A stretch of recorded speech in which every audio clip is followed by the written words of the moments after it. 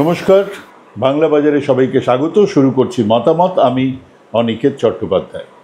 আজকে মতামতের বিষয় কি পেলাম আমরা এই ৪৩ দিনের আন্দোলনে।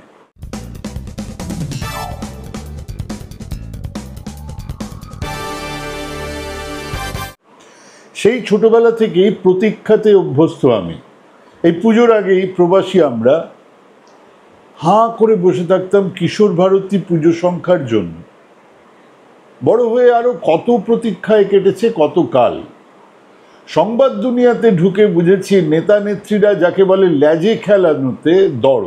লাল নীল হলদে সবুজ ওরাং ওটাং সব গোত্রের একই ধাঁচ। বাম জামানাতে তো ইনস্টলমেন্টে খবর দেওয়ার এক পদ্ধতি ছিল। মাওবাদীদের দেখেছি 4টের সময় ওই মাঠের পাশে, 8টার সময় ওই বনের ধারে, সে এক ঘর রগর। তো যাই হোক, এবারেও সেই প্রতীক্ষা বেশ কিছু দিনের। আজ কি বৈঠক হবে, হবে হবে না, হবে হবে না করতে করতে একদিন হলো। খবর এলো উদ্যম নাচ হচ্ছে বৈঠকের পরে, মানে আনন্দ, মানে মিটেছে ওমা। তারপরেও বৈঠক, জানা গেল আবার বৈঠক হবে। শেষমেশ গতকাল অন্যান্য দিনের মতো খুব গভীর রাতে নয়, 10:30 নাগাদ জুনিয়র ডক্টরস অ্যাসোসিয়েশনের প্রতিনিধিরা সাংবাদিক বৈঠক করে জানালেন, এক, আন্দোলনকারীরা স্বাস্থ্য ভবনের ধর্ণা থেকে উঠে যাচ্ছেন। 2, ওনারা কর্মবিরতি তুলে নিচ্ছেন, কিন্তু সেটা আংশিকভাবে। 3, ওনারা প্রয়োজনে আবারও একইভাবে রাস্তায় নামতে পারেন। যা যা বলেছেন সেই এক হাঁড়ি দুধ জাল দিলে তার মধ্যে ক্ষীর এইটুকু। তো সেই কবে থেকেই হরতাল, মিছিল, আন্দোলন ইত্যাদির শেষে যখন একটা মীমাংসাতে আসে মানুষ, তখন আমরা যারা সেই ধারাবাহিক আন্দোলনটাকে বোঝার চেষ্টা করেছি, তার প্রতিটা স্লোগানকে আক্ষরিক অর্থের ওপরে গিয়ে কাটাছেঁড়া করেছি, প্রত্যেকটা দাবির ঠিক বেঠিক মূল্যায়ন করেছি, তারা আমরা ওই মীমাংসা সূত্র আসার পরেও তা নিয়েও বসি হিসেব নিকেশে। সত্যি কি কিছু এলো এই আন্দোলন থেকে, নাকি কেবল স্তোক বাক্যে ভরে উঠল আকাশ? বোঝার চেষ্টা করি এই আন্দোলনের প্রাপ্তি কি কেবল আন্দোলনকারীদের, নাকি তা আরো বৃহত্তর সমাজের কোনো এক প্রাপ্তি হয়েছে? সেই নিরিখে আলোচনাটাকে এগিয়ে নিয়ে যাওয়ার আগে আসুন দেখি ডাক্তারবাবুরা কি কাজে ফিরলেন নাকি ফিরলেন না। আন্দোলনকারীদের তরফে দেবাশিস হালদার, তিনি বললেন, আমরা শুক্রবার মিছিলের পরে, মানে আজকের মিছিলের পরে নিজের নিজের কলেজে ফিরে গিয়ে বিভাগ ভিত্তিক এসওপি তৈরি করব। মানে একটা স্ট্যান্ডার্ড অপারেটিং প্রসিডিওর তৈরি করা হবে। মানে কি হলে কি কি করা যায় তার একটা লিখিত ডকুমেন্ট, এবং যেখানে যেখানে খুব প্রয়োজন সেগুলি চিহ্নিত করা হবে। শুধু সেই অতি প্রয়োজনীয় জায়গাগুলিতেই আমরা কাজে যোগ দেব, বাকি জায়গায় আমাদের কর্মবিরতি চলবে। প্রয়োজনে আমরা আবার পূর্ণ কর্মবিরতিতে ফিরতে পারি। এমনিতে আন্দোলন শেষ হলেই প্রাপ্তিকে বড়সড় করে ফুলিয়ে ফাঁপিয়ে দেখাতে অভ্যস্ত নেতারা। মনে আছে ব্রেক্টের সেই কবিতা, আমাদের জামা যখন ছিঁড়তে থাকে, ছিঁড়ে যখন ফর্দা পাই, তুমি তখন দৌড়ে এসে হে নটবর বলো, যা হয় কিছু করাই যে চাই, সব রকমের চাই প্রতিকার, খোদ মালিকের ঘরতে সে দৌ মহোৎসবে আগ বাড়িয়ে, আমরা থাকি বাইরে শীতে হাপিতে সে ঠায় দাঁড়িয়ে, জঙ্গি বীরের ভঙ্গি করে খানিক বাদেই বাইরে এসে দেখাও তোমার জয়ের ফসল কাষ্ঠ হেসে। একটুখানি ছোট্ট তালি, তালি তা বেশ ব্যস্ত, কিন্তু কোথায় জামা নিটোল আস্ত। চিরটা কাল ট্রেড ইউনিয়ন নেতারা এই তালি আর রুটির ফালি দেখিয়ে বিরাট জয়ের কথা বলেই শেষ করেন আন্দোলন। ট্রেড ইউনিয়ন নেতাদের দালাল বলাটা এখন প্রায় চল হয়ে গেছে। এবারে কিন্তু জুনিয়র ডাক্তারেরা সেটা করেননি। আসলে নিজেরাও কি খুব শিওর ছিলেন যে কি কি পেলেন? সে নিয়ে একটু পরে আলোচনায় আসছি। আমাদের আলোচনা দুটো কথা নিয়ে, এক, ডাক্তারবাবুরা কি কাজে ফিরলেন? 2, নাকি আন্দোলন চলবে? তো তাদের কথা থেকে সেটা কি খুব পরিষ্কার হলো? তারা বলছেন ফিরে গিয়েই তারা ঠিক করবেন কোনটা জরুরি কোনটা জরুরি নয়, সেই ভিত্তিতেই তারা কাজ করবেন। আন্দোলনকারীদের তরফে দেবাশিস হালদার, আগেই বললাম, তিনি বলেছেন যে আমরা শুক্রবার মিছিলের পরে নিজেদের নিজেদের কলেজে ফিরে গিয়ে বিভাগ ভিত্তিক এসওপি তৈরি করবে। এসওপি মানে হচ্ছে কি একটা স্ট্যান্ডার্ড অপারেটিং প্রসিডিওর আর কি, সেটা তৈরি করে লেখা হবে কি করা যাবে, কোন কোন জায়গায় কাজ করতে হবে, কোন কোন জায়গায় আমরা বাদ দিয়ে কাজ করবো, আর লিখিত ডকুমেন্ট হবে। যেখানে খুব দরকার সেখানে ওনারা চিহ্নিত করবেন, সেই জায়গাগুলোতে ওনারা কাজ করবেন, যেগুলো খুব জরুরি ওনারা কাজে যোগ দেবেন, বাকি জায়গা ওনাদের কর্মবিরতি চলবে, প্রয়োজনে ওনারা আবার পূর্ণ কর্মবিরতিতেও যাতে ফিরতে পারেন। এই ডাক্তারবাবুরা হলেন বিশ্বের সেই প্রথম আশ্চর্য কর্মচারী, সেই অবাক জলপান, যারা নিজেরাই ঠিক করবেন তারা কি করবেন কি করবেন না। ভারী মজার না? আপনারা যারা অফিসে মাঠে ঘাটে চাকরি করেন বিনিময়ে মাইনে পান, এমন নয় যে এনজিও করছেন আপনি ঠিক করবেন কোথায় কাজ করবেন কোথায় কাজ করবেন, এমন নয়, আপনি মাইনে পান বিনিময়ে। তারা এরকম করা ছেড়ে দিন, ভাবতেও পারবেন, অফিসে ঢুকে ঘোষণা করতে পারবেন যে আজ থেকে আমি বা আমরাই ঠিক করে নেব কোন কাজটা আমরা করব কোন কাজটা আমরা করব না।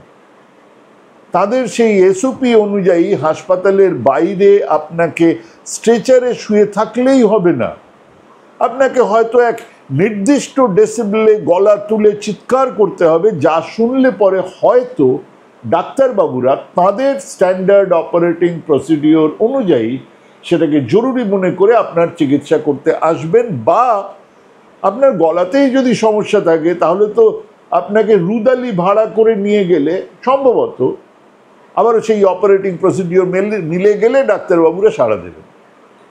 আর যদি রাজ্য সরকার এ নিয়ে কোনো প্রশ্ন করেন যে আবার কি আপনারাই ঠিক করবেন আপনারা কি কাজ, তাহলে রাজ্যের স্বাস্থ্য ব্যবস্থাকে থামিয়ে দেবার জন্যে, স্তব্ধ করে দেবার হুমকি তো ওনারা আগেই দিয়ে রেখেছেন, বলেই রেখেছেন এটা প্রত্যাহার নয়, একটা পরিকল্পনা যাতে যে কোনো মুহূর্তে আন্দোলন মোডে ফেরা যায়। এটা মানা যায় না, কিন্তু তর্কের খাতিরে যদি মেনেও নি তাহলেও কি একটা প্রশ্ন থেকে যায় না, প্রথম দিনেই মুখ্যমন্ত্রীর সঙ্গে বৈঠকের পরে যখন উনি কলকাতা পুলিশ কমিশনার সমেত ডিসি নর্থ বা আমলাদের সরিয়ে দিয়ে, বেশ কয়েকজন আমলাকে সরিয়ে দিয়ে কিছু পদক্ষেপ নেবার কথা বলেছিলেন, ঘোষণাও করেছিলেন, তারপর দিন সার্কুলারও বেরিয়েছিল, সেদিনই কি এই পদক্ষেপ নেওয়া যেত না? অনায়াসে সেদিন বলতে পারতেন গতকাল যা বলেছেন বলেননি। কেন কেন সেটা বলেছেন, মানে কেন সেটা বলেননি সেদিনকে? পাঁজিতে কুষ্মাণ্ড ভক্ষণ নিষেধের মতো আন্দোলন আংশিকভাবে প্রত্যাহার করা সেদিন নিষেধ ছিল, এরকম কিছু লেখা ছিল? নাহলে বোঝান 4 দিন আগে যা যা হয়েছিল, 4 দিন পরে একটি সরকারি কাগজ আসা ছাড়া আর নতুন কি ঘটলো যে আপনারা ক্যাম্পাসে ফিরছেন? সেদিনই তো বলতে পারতেন ওই কাগজটা পাঠান, আমরা কাজে যোগ দিচ্ছি, ওই আংশিক যোগ, আর কাগজটা না পেলেই আবার রাস্তায়, বলতেই পারতেন।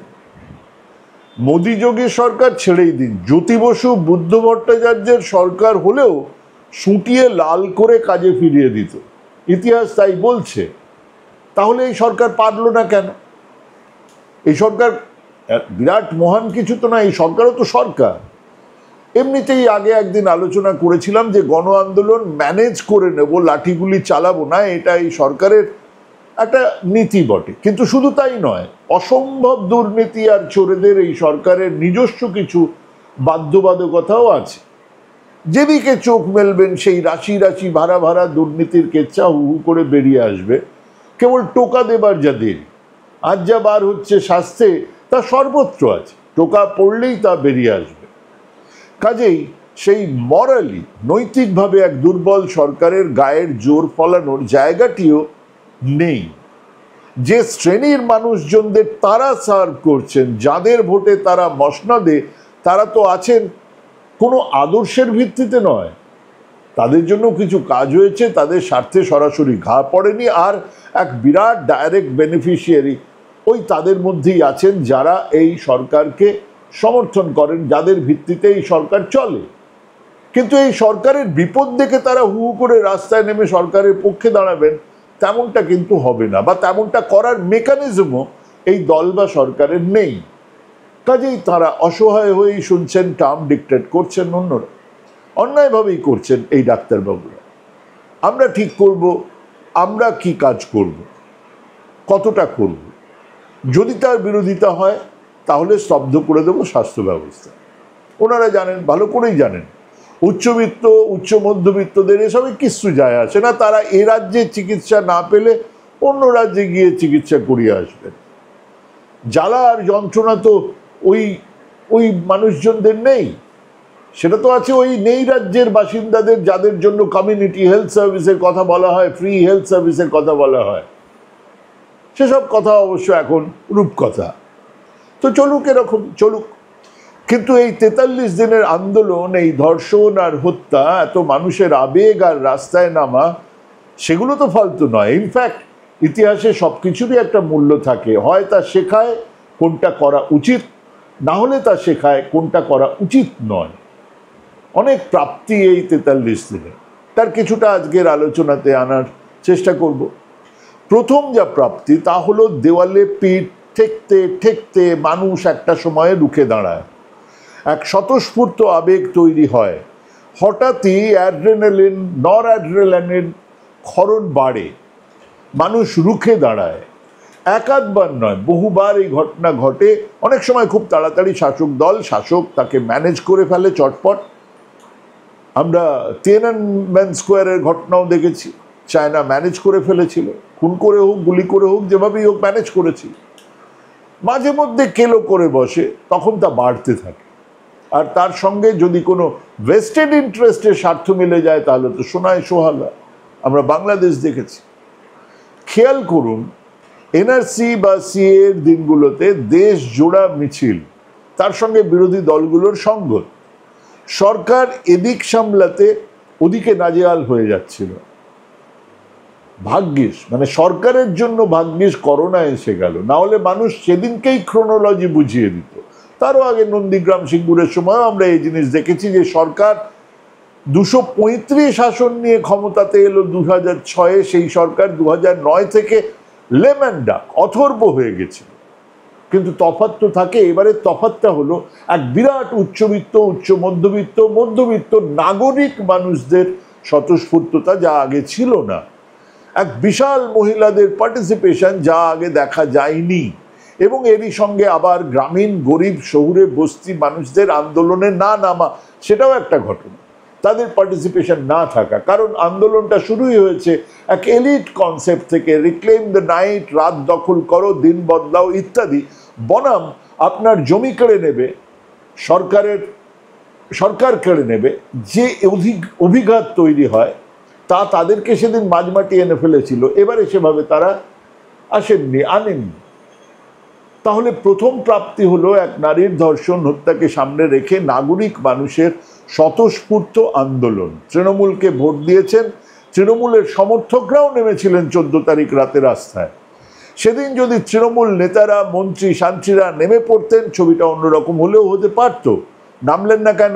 ওই যে আগেই বলেছি, গুণে তো নুন দেবার জায়গা নেই। রাত হলেই যিনি বা যারা ফোন করেন এবং তার বা তাদের যাবতীয় নীল আকাঙ্ক্ষা শোনাতে ব্যস্ত হয়ে পড়েন পরিচিত সমস্ত বান্ধবীদের, সেই মন্ত্রী বা নেতারা নামবেন কি করে? যিনি এই স্বাস্থ্য নয়তো শিক্ষা নয়তো খাদ্য নয়তো সেচ নয়তো সংস্কৃতি দপ্তরের বিভিন্ন কাটমানিতে লালিত পালিত, তিনি আর কি করে রাস্তায় নামেন? এবং আমার ধারণা তারা ভেবেছিলেন এ এক হুজুগও যে স্থায়ী ক্ষতচিহ্ন রেখে যায় তা তাদের জানা ছিল না। কাজেই এই আন্দোলন জমি পেতে শুরু করলো। সঙ্গে যোগ হলো নাগরিক সমাজে জমে থাকা বিভিন্ন ক্ষোভ। সে ক্ষোভের মধ্যে কেন ওরা ক্যাশ টাকা পাবে গোত্রের ক্ষোভও কিন্তু আছে।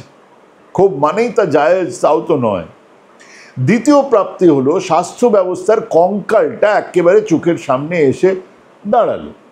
আমরা জানতাম না তা নয়, কিন্তু চোখের সামনে দেখলাম যে ব্যবস্থার লোকজনদের সঙ্গে এই সমাজের সর্বস্তরের মাখো সম্পর্ক, এখনো যাদের সঙ্গে খুব মাখো সম্পর্ক, যে কর্পোরেট ডাক্তার মাফিয়াদের সঙ্গে, তাদের কঙ্কালসার চেহারাটা আবার যেদিন বেরোবে সেদিন এই পাবলিক তাদেরকে কি ভাষায়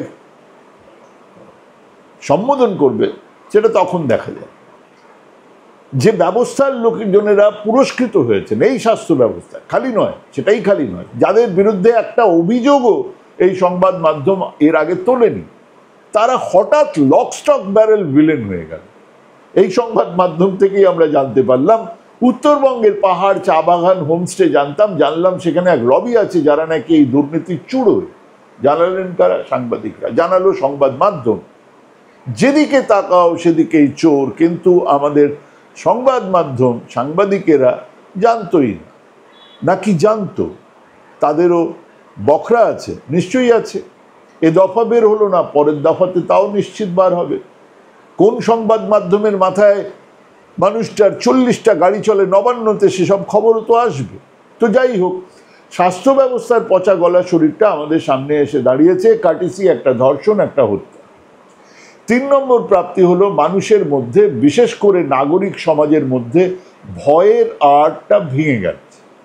হ্যাঁ, খোলকে বলো গোছের একটা তেরিয়া জায়গাতে এসে পৌঁছেছে নাগরিক সমাজ, শিক্ষিত সমাজ, যারা প্রভাবিত করতে পারেন। কাজেই দুটো বিষয় শাসক দলকে মাথায় রাখতেই হবে। এক, শহরতলি এলাকার জনপ্রতিনিধিরা যারা আছেন তারা নির্বাচনের সময় বিরাট সমস্যায় পড়বেন শাসক দলে। 2, যে কোনো মুহূর্তে আবার একটা নাগরিক আন্দোলন তৈরি হতে পারে অন্য কোনো ইস্যুতে, যদি না এই সামাজিক আন্দোলনের পাল্টা সামাজিক আন্দোলন গড়ে তোলার কাজে শাসক দল না নামেন, যা অবশ্য প্র্যাকটিক্যালি হওয়াটা প্রায় অসম্ভব। 4 নম্বর ট্যাঞ্জেবল প্রাপ্তি হলো এখন থেকে সরকারি হাসপাতালে বিছানা কত খালি আছে, কত ভর্তি, তা অনলাইনে দেখা যাবে। এটা একটা বিরাট প্রাপ্তি। এই বেড নিয়ে নানান দুর্নীতি চলে, মানুষকে হ্যারাস করা হয়, তা জানা যাবে। আমি তো বলবো এর সঙ্গে প্রত্যেক সরকারি হাসপাতালে কোন কোন বেডে কোন কোন ভিআইপি রোগীরা আছে, কাদের জন্য সেগুলো আছে, তারা কারা, তারও একটা তালিকা যদি আলাদা করে বের করা হয় তাহলে কাজে দেয়, মানুষ বুঝতে পারে, একটা স্বচ্ছতা থাকে। এটার সঙ্গে আর এক প্রাপ্তি হলো কেন্দ্রীয়ভাবে রেফারেল পেশেন্ট, মানে বনগাঁ থেকে, বর্ধমান থেকে পিজি বা আরজি করে পাঠানো হচ্ছে, এনআরএসে পাঠানো হচ্ছে, এর একটা হিসেব নাকি থাকবে। এটা হলে জেলা বা ব্লকের ডাক্তারবাবুরা হুট বলতে জুট পেশেন্ট রেফার করে ঘাড় থেকে বোঝা নামিয়ে দেবেন, সেটা হবে না। এছাড়া বাকি প্রাপ্তি কিছু সিসিটিভি, কিছু টয়লেট, রেস্টরুম, এগুলো তো থাকাই উচিত ছিল না, কারণ এর থেকেও বেশি সময় ব্যবস্থার মাথায় বসে থাকা লোকজনেরা দিতেন হাসপাতাল বর্জ্য, মেডিকেল ওয়েস্টের থেকে টাকা তুলতে, বিভিন্ন যন্ত্রপাতি কিনে তার থেকে কাটমানি খেতে, ওষুধের রিকুইজিশন ইত্যাদি নিয়ে দুর্নীতি থেকে। এসব হলে তো ভালোই। এবং খেয়াল করে দেখুন, এখনো পর্যন্ত আমরা কিন্তু মূল ধর্ষণ আর হত্যা নিয়ে কিছুই বলিনি, কারণ সে তদন্ত এখন চলবে। তদন্তের আগেই যদি তদন্তের একটা উদ্দেশ্য স্থির হয়ে যায়, কেন তদন্ত করছি সেটাই যদি স্থির হয়ে যায়, তাহলে তা সহজে মেটে না। আপাতত সিবিআই এর তদন্ত মরীচিকার পেছনে ঘুরে বেড়ানো, বছর 2-2.5 পরে এই তদন্তের ফলাফল মানুষ জানবে। আরও মাস 3, 4, 5, কি বড় জোর 6 পরে কতজনের মনে থাকবে এই ঘটনা? তবুও চাইব তদন্ত হোক, এই ধর্ষণের হত্যার উদ্দেশ্য নিয়ে নয়, সত্যিটা বেরিয়ে আসুক। কিন্তু এই ঘটনা যখন এত বড় এক আলোড়ন তৈরি করেছে, তখন এই সময়েই আর একটা জরুরি কথা বলে রাখা দরকার। বরং বলা উচিত, আমি বলছি আপনারা একমত হলে এক জায়গায় আসুন, এ নিয়েও পথে নামা উচিত, এ নিয়েও এখনই কথা বলা উচিত। যখন সবাই এক সচেতনতা নিয়ে পথে নেমেছেন, তখন এটাও ভাবুন।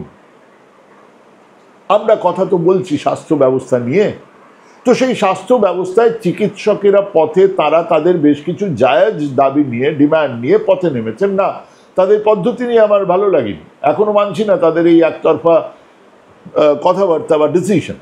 তবুও তারা লড়ছেন, কিন্তু তারা এই স্বাস্থ্য ব্যবস্থার একটা অঙ্গ মাত্র।